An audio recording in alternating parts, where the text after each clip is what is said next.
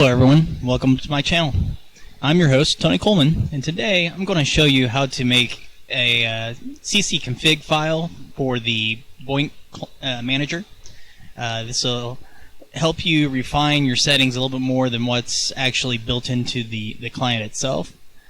You'll find it very helpful for various different setups. Not every setup needs one.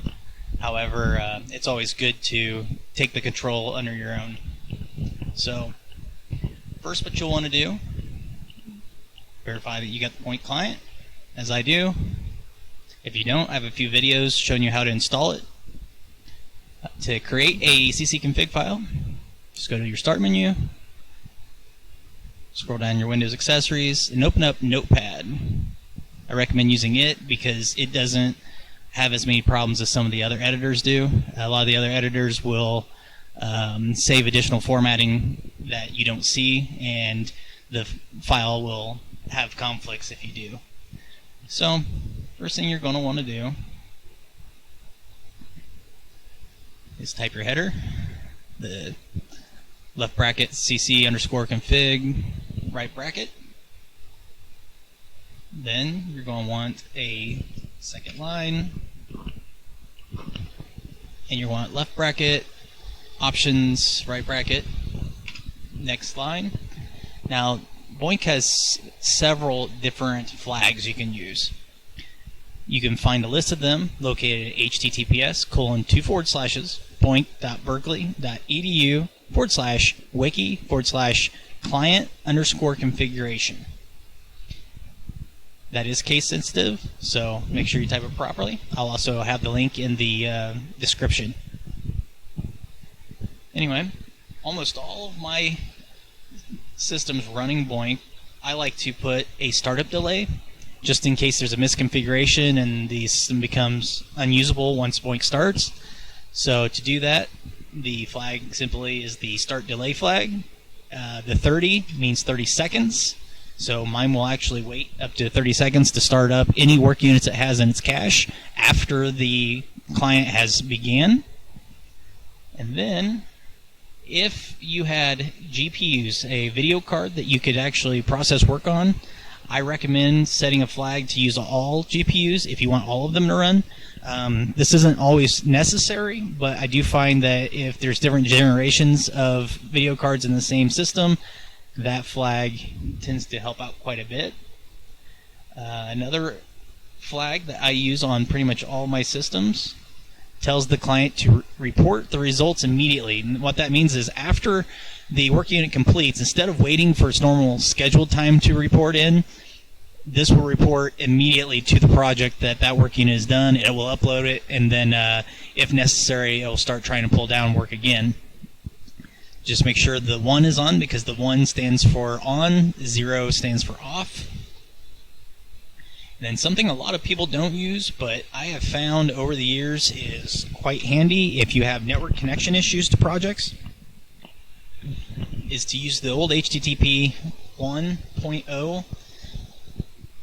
This kind of forces an older standard and makes it easier for clients to communicate sometimes if they've had difficulties. There are several other flags you can put in, but this is the standard one that I typically use. It works pretty well for almost all systems. Just put your in flags like this. Go up to File. You want to Save As. You're going to go to your program data folder or wherever you told BOINC to store your program data. Program data is typically a hidden folder. Then go to BOINC. You want to do the drop down for all files because we don't want it to save as a text file. And we'll name this cc underscore config.xml.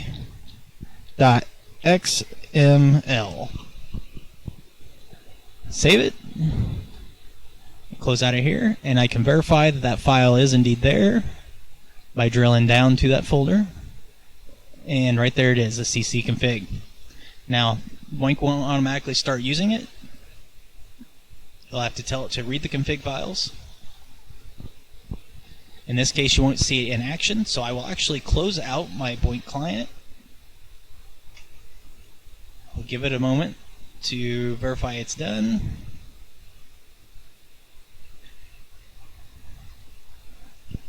and launch it again. And the reason you'll see something in action is because you should see the flag where it's telling it to delay. However, I don't think it fully went through. Let me double check it again.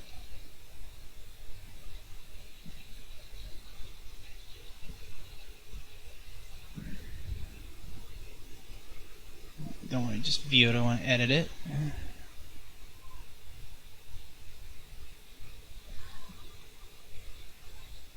Alright.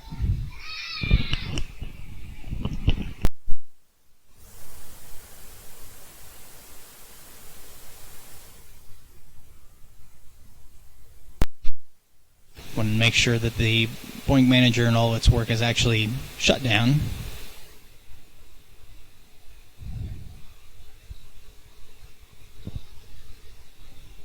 There we go.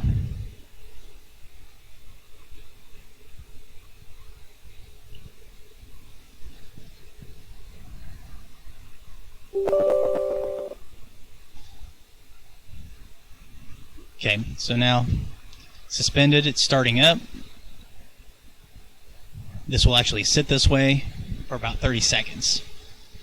The reason I had to force close it through the task manager is because I have this one set to run as a service and a few other settings, so it wasn't necessarily closing anything but the manager itself.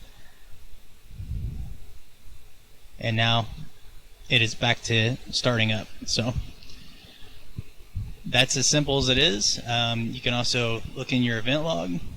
It'll tell you if there's any errors that it finds. Yes, we know there's a new one. Yes, it confirmed that using the different config settings, so we're good to go. If you have any questions, please feel free to drop them in the comment section. If you have any problems or anything, you can feel free to reach out to myself or my team at this link here. I will also put that in the description, and we'd be glad to help you with any of your needs. So until next time, have a good one.